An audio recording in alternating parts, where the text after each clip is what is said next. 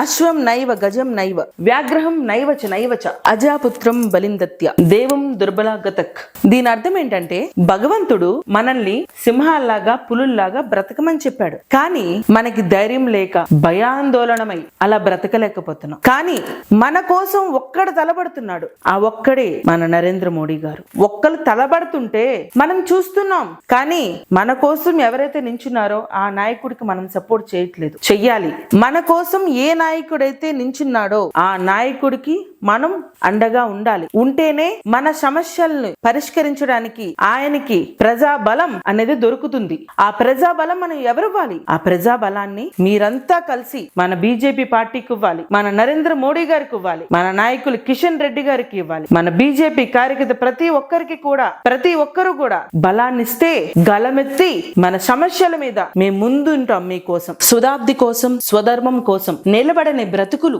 చావుతో సమానం. ధర్మం అంటే భజన చేయడం కాదు, ధర్మం అంటే నిలబడడం. మన కోసం నిలబడే నాయకుడి కోసం మనం పోరాడాలి. అప్పుడే మన ప్రతి ఒక్కరికి అభివృద్ధి అనేది జరుగుతుంది. జై బీజేపీ, జై శ్రీరామ్.